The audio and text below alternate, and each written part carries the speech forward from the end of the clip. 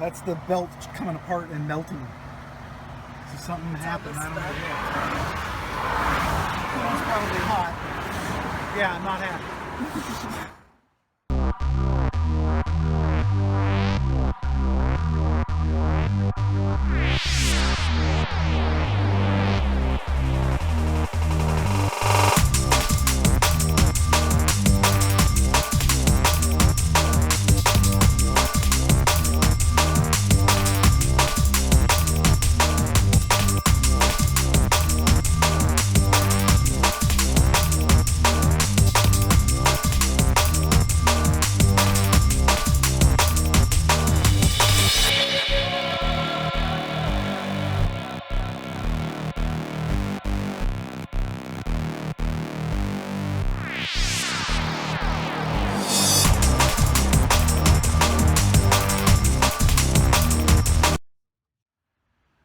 Well, as you'll learn in this video, I make mistakes. I'm just an amateur hobbyist. So I made a couple big mistakes on the MR2.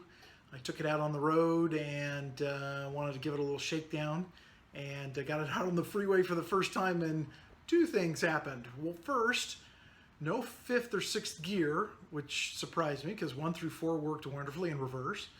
And the second one was I burned up the belt because of some other adjustments I made, and it got broke down, and you'll see that.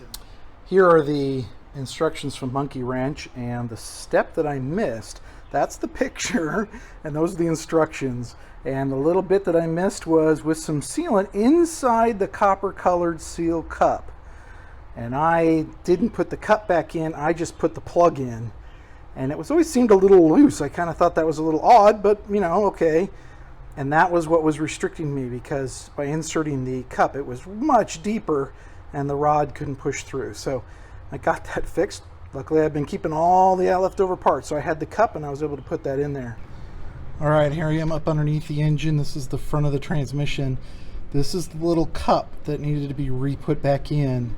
And then this is the sealed little cap that goes on it. And it was a really tough fit. I mean, I really had to take a rubber mallet and whack on it to get that thing in there. But before I had this thing pushed all the way in, it was much, much deeper.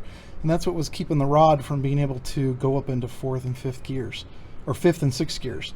1 through 4 worked great, but then I just couldn't quite get to 5th and 6th. So don't forget that. Finding all these little things, I guess that's the joy of doing it yourself, is you find these little things. We're here up on top, looking at the top of the shift linkage. This is the main part here. There it is in neutral, and you can see it moves in all the way in and out.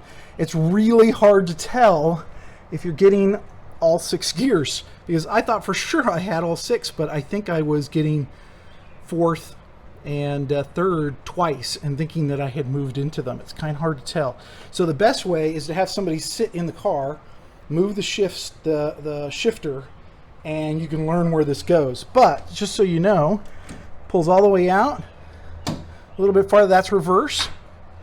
Come out, 1, 3, 5. So I got them all now, and I did not have to make any adjustments to the shifter up front, and I didn't have to put any spacers in here.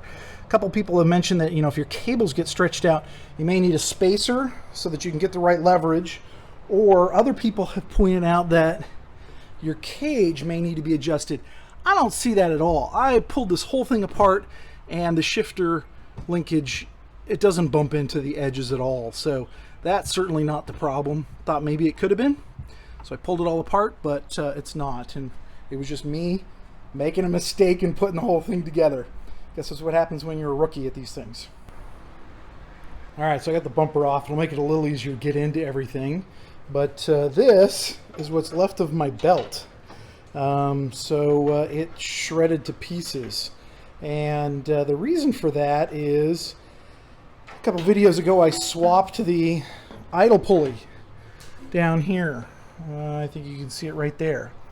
When I did that, I made a mistake and I forgot to put the little spacer bar in between the 2 brackets, and I tightened it up and it cracked the mount.